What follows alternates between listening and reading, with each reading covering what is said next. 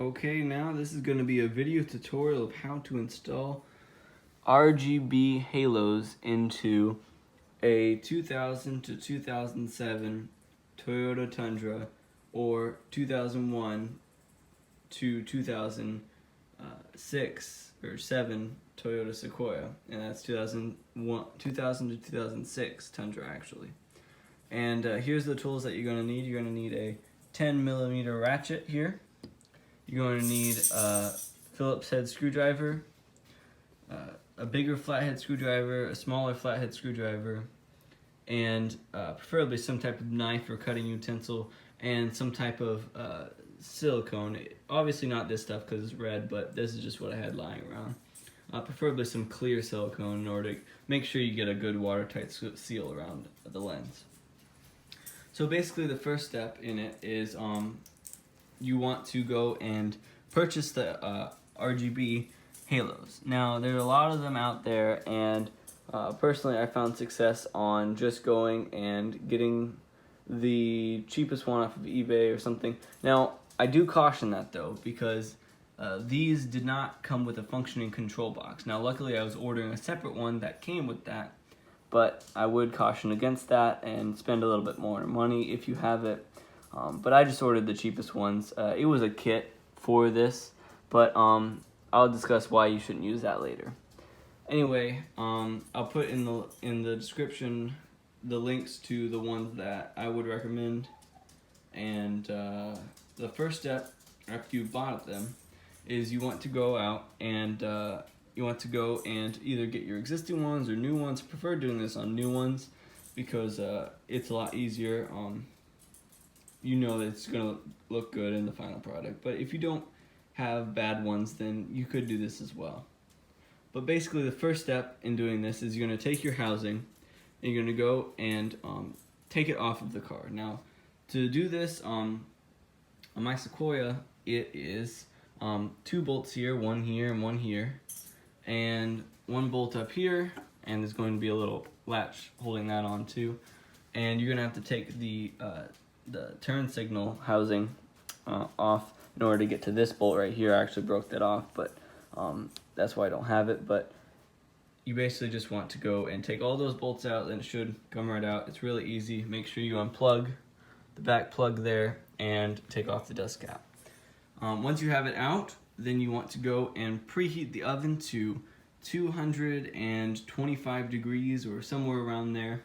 If you find that it's hard to get it off, maybe leave it in, bump the temperature up a little bit higher. But you go and you wait till that preheats, then you go in and put it in there for 10 minutes. And then what I found useful was to have someone else help you. This is mainly a 2-person job, especially since I didn't have it warm enough, but it'd probably be easier if it was warmer. But what I did was I basically went and got one of these flathead screwdrivers went and pried it in here while it was warm, and that separated it slightly, and then I was able to go in underneath it and then pry it all the way out, and I was able to get my fingers in there and then go around with this smaller one around here while someone was going behind me and cutting it so it wouldn't adhere back. So then once you got about half of it done, it came off pretty easily. You go and just rip off it, and it'll come off pretty nice. There might be a little bit, I don't know if you can see there, I didn't really clean it off very well, but there might be a little bit of residue left. You can get that off with some Goo Gone or something like that. And then after that, I went and got cheap 5-minute epoxy. After you got it apart, get some cheap 5-minute epoxy. Now I originally did this with 1-minute epoxy and found that that was way too fast curing. You want to get some precision time in there to make sure that it adheres correctly. But you go and get that, and you go and mix it up on a separate plate or disposable item, and then you're going to get a toothpick.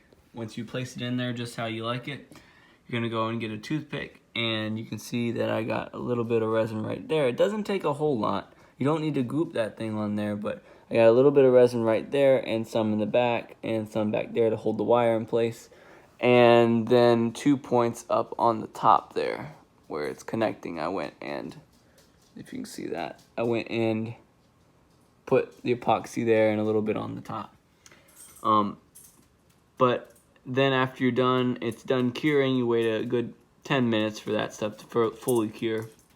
And make sure that it's in there good. Then you're gonna run your wire back, and it's pretty easy on these. You don't have to notch it out or anything. As you can see, I just went in and it just fit perfectly right underneath where I have my light. So then the wire was able to come around and it'll go through this dust gap. So then after you get all of that in place and you like how it looks, I would recommend though, while you're doing it, don't run it on the bottom, run it on the top. You're gonna see it a lot less and it's gonna look a lot better if you run it on the top versus the bottom. And also if you have a complete circle, it's gonna look a lot better. And I'll have links to the ones that I recommend in the description below. But once you got that fully cured up and you like how it looks, then you're gonna go and you're gonna stick this lens in the oven at the same temperature, 225, for about 5 to 10 minutes until you feel like it's soft enough. Then you're gonna go and while that is in the oven, you're gonna go and put your put your silicone all the way around, a nice bead all the way around, clear silicone, and that is going to be what really holds it. And then to make sure that it gets a good fit, that's why this is warm, so that you get your adhesive that's already on it warm enough so that I can stick to it real well.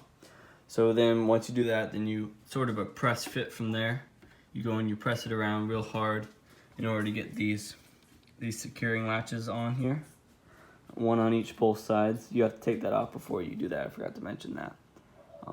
But once you get those both off, or both on once it's hot, then it should be press fit in there and it shouldn't leak. And it should be a nice seal on you. Then to reinstall it, you basically just do opposite of to uninstall it. You got your two right here, one up top here, one's supposed to be there. You gotta just don't be afraid.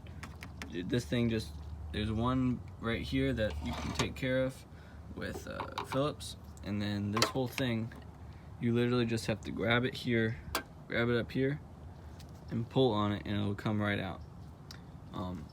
But yeah, basically just go and tighten the rest of these up here, tighten that one up, tighten that one up, and you should be good to go. But yeah, that's basically the basics of how you do it. A pretty simple procedure, not very hard. My first time doing it wasn't very hard, and then I went and did my fog lights, which I'll go over in another video, how to do those. They were a little bit more difficult. But these are pretty easy as long as you have access to an oven and get one that actually works. Some RGB halos that actually work. By the way, this was the control box that didn't work. It was just some cheap Chinese control box here. And this one doesn't work. I don't know why, but the one that I got for my fog lights came with one too, and this one only relies on one of these 4-prong type connectors. I think it's called 50-50 or something like that. 50-50 RGB connectors.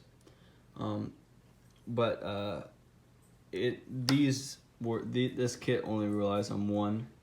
So this goes into a splitter that goes into one, and then this plugs into here. So it only takes up one spot on this. So then my fog lights were able to plug into two, and I still got one left over, and they all match. Now here's something also to note. You're going to need extension adapters. Now I just fit it through right here, right through this grommet right here, I fit it through there, but you will need extension adapters. Maybe not so much for this one, but you will need it for the one that comes across the farthest if you're going through that grommet right there. But the ones that I have, which are pretty typical ones, I think it was only 6 foot length that it gives you, so it is going to need attached right there. And I just purchased another 6 foot adapter and it goes and tucks real nicely in there, and it's the perfect length. So that is something else to consider as well. Now where I got power from is from this switch that I have connected to my light bar. It just has a wire right there that is connected to the positive side of the battery with a fuse. So I just tapped right off of that and brought it down, and there's where my box is. It's mounted up underneath there. If you are going to do this and you don't already have access to power, that could be something that you need to do in order for this to really work. But that's basically the basics for how to do it. Again, I'll put the links in the description of the ones that I recommend buying that'll work for this fit. I guess I'll see you later. So here's sort of the final look of them. Of course I have my fog lights as well, but you can't really see them that well. You know, it just kind of looks a little stock. It's not totally out there. Then whenever you have it on, it really lights it up well, makes it look just that more custom.